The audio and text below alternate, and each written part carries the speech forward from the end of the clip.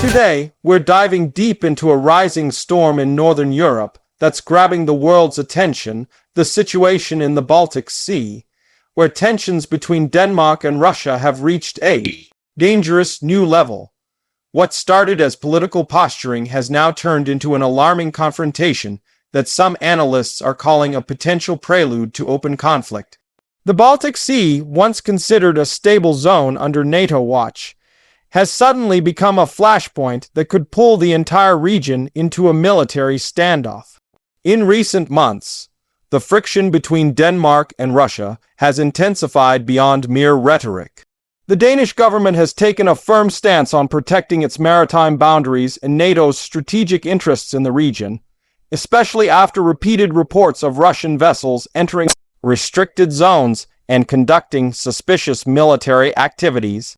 This comes amid broader European fears that Russia, following its aggressive policies elsewhere, is testing the limits of Western tolerance in the Baltic Sea.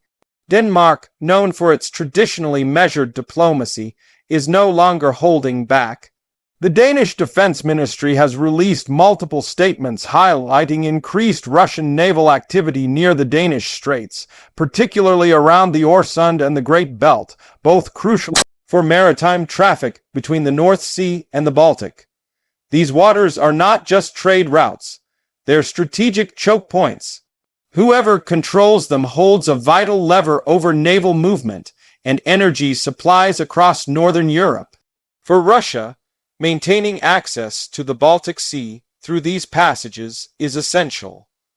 For Denmark, allowing unchecked Russian presence there poses a direct threat to national and NATO security.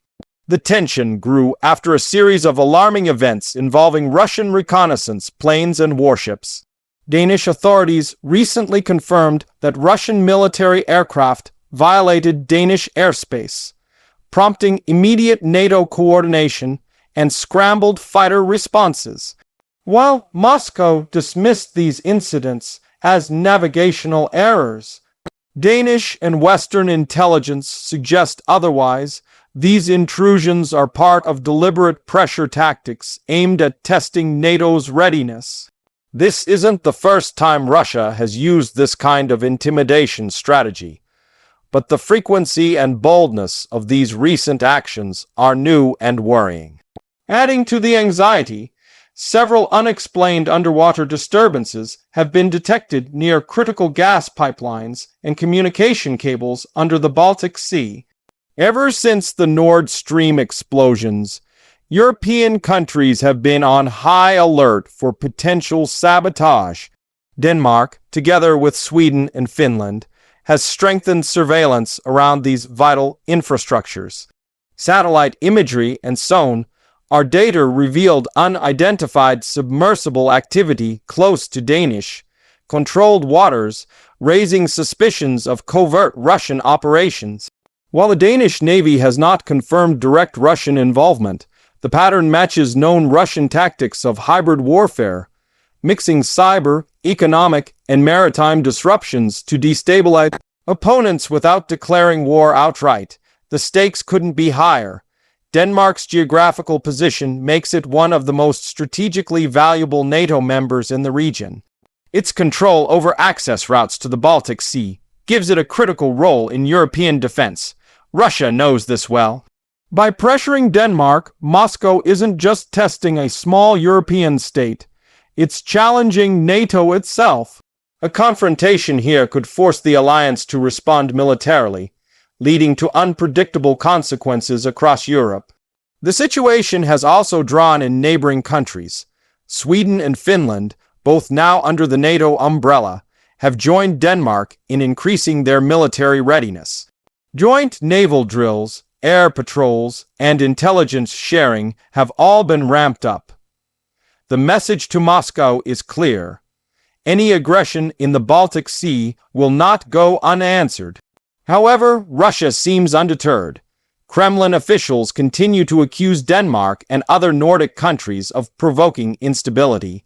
By allowing NATO expansion and Western military exercises near Russian borders, behind the military maneuvers lies a deeper geopolitical struggle.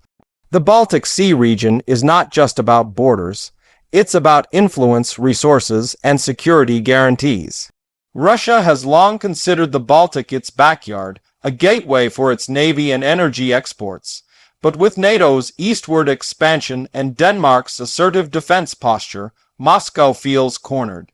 This sense of encirclement fuels its aggressive stance, as it tries to reclaim leverage in what it sees as a losing strategic game. Meanwhile, Denmark has emerged as one of the most vocal European defenders of Ukraine and a strong critic of Russian policy. Danish officials have consistently pushed for stricter sanctions against Moscow, even at economic cost to themselves. The recent defense budget increase and modernization of the Danish Navy signal a clear intention. Copenhagen is preparing for a long-term confrontation if necessary. In the past year, Denmark has also welcomed NATO's increased presence on its soil, including American and British troops, advanced radar systems, and surveillance aircraft. These deployments, though defensive in nature, have further irritated Russia. Public opinion in Denmark has shifted dramatically as well. What was once seen as distant geopolitical tension is now a domestic security concern. Danish citizens are increasingly aware of the vulnerability of their waters and infrastructure. Media coverage of Russian threats has led to growing support for stronger national defense and closer NATO integration. The Danish government's message to Moscow is straightforward. Denmark will not be intimidated, and any act of aggression will meet collective NATO response. Russia, on the other hand, is using its state media to portray Denmark as a Western pawn and accuse it of obstructing maritime freedom. Kremlin analysts claim that Denmark's actions could choke off Russian trade routes in the Baltic, effectively isolating Russia's Baltic fleet stationed in Kaliningrad. Kaliningrad, a heavily militarized Russian exclave between Poland and Lithuania, has become a focal point in this standoff. Russian missile systems, aircraft, and naval units based there are within striking distance of Danish and NATO installations. That proximity makes any misunderstanding potentially catastrophic. Military experts warn that the situation could easily spiral out of control. A single miscalculation, an intercepted aircraft, a mistaken radar reading, or a submerged submarine too close to Danish territory could trigger a dangerous escalation. NATO's rules of engagement require swift defensive responses, and Russia's pattern of testing boundaries leaves little room for error. Diplomatically, both sides are engaging in sharp rhetoric, but behind closed doors, back-channel communications between NATO and Moscow are reportedly ongoing to avoid accidental conflict. Still, the tension remains palpable. Energy politics also play a major role in this crisis. The Baltic Sea has become a battlefield for control over Europe's energy corridors. Denmark has been instrumental in halting Russian energy dominance, particularly after the suspension of the Nord Stream 2 pipeline. Moscow views these actions as economic warfare, while Denmark sees them as necessary for European independence. The recent discovery of new underwater cable sabotage attempts only heightens these fears. Danish intelligence believes these acts are designed to intimidate Europe into reducing support for Ukraine and to demonstrate Russia's reach. NATO's response so far has been cautious but firm. The alliance has increased surveillance flights and naval patrols across the Baltic region, while high-ranking officials have issued strong warnings to Moscow. Secretary General Jens Stoltenberg emphasized that NATO will defend every inch of its territory, and that includes Danish waters. The United States, Britain, and Germany have all pledged additional support to strengthen the Nordic region's defenses. The message is clear. Any attack or sabotage will be considered an attack on the entire alliance. However, the risk of hybrid warfare, cyber attacks, disinformation, and energy manipulation remains a major concern. Denmark's cybersecurity agencies have already reported multiple Russian-linked hacking attempts targeting military networks, energy grids, and communication infrastructure. The psychological aspect of this conflict is just as important as the physical one. By keeping Europe on edge, Russia aims to weaken unity and create divisions among NATO members. But so far, this has had the opposite effect. The Baltic countries, along with Denmark, Sweden, and Finland, are more united than ever before. At the diplomatic level, European leaders are calling for restraint, but preparing for the worst. Denmark has urged the European Union to develop a stronger collective maritime defense strategy, recognizing that the Baltic Sea is Europe's economic lifeline. Billions of dollars in trade pass through its waters every year, and any disruption could have devastating consequences for global markets. That's why this isn't just a regional issue, it's a global one. The world is watching closely, knowing that a spark here could ignite far-reaching consequences. Meanwhile, Russia continues to conduct military drills, showcasing its naval firepower and sending a message that it won't back down. These exercises, though framed as routine, involve simulated missile launches and anti-submarine warfare near international waters close to Denmark. Western analysts see these actions as deliberate intimidation, meant to remind Europe of Russia's capabilities. Yet the Danish Navy, despite being smaller, is technologically advanced and supported by NATO's powerful maritime forces. In a direct confrontation, Russia would face overwhelming opposition. Still, the fear of escalation persists. As winter approaches, European energy demands will rise, and Russia may use that leverage to increase pressure. The coming months could determine whether this confrontation stabilizes or spirals into something far worse. For Denmark, this is a defining moment, a test of its resilience and its commitment to defending not just its own sovereignty, but the principles of European security. The people of Denmark are watching events unfold with a mix of resolve and concern. The government's message remains firm: deterrence through strength. Military vessels patrol key waterways daily, and surveillance systems operate around the clock. Collaboration with NATO allies ensures that any move from Moscow will be met with a unified response.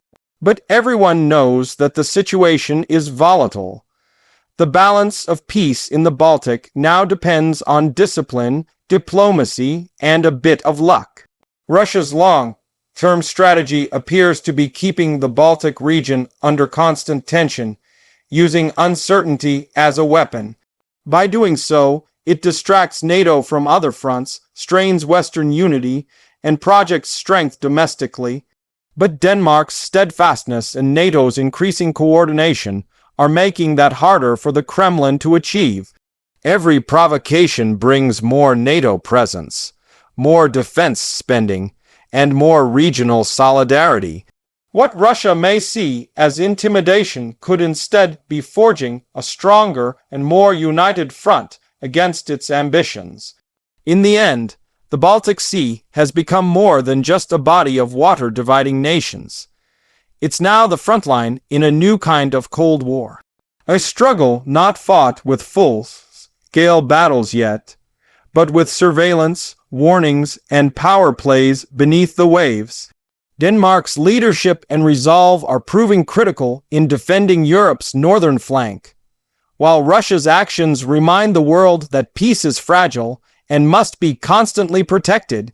As the world holds its breath, one thing is clear: the Baltic Sea is no longer calm.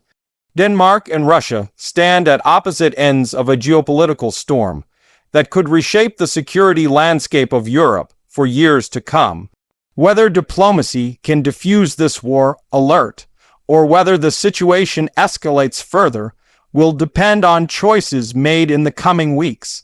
For now, the world watches closely as the Baltic Sea becomes the latest arena in the ongoing clash between Russia and the West, a clash where even the smallest spark could have global consequences.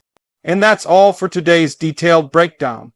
This Baltic Sea confrontation is one of the most serious challenges Europe has faced in recent years, and it's far from over. We'll keep following every development as Denmark stands firm against Russian pressure, and the world braces for what might come next.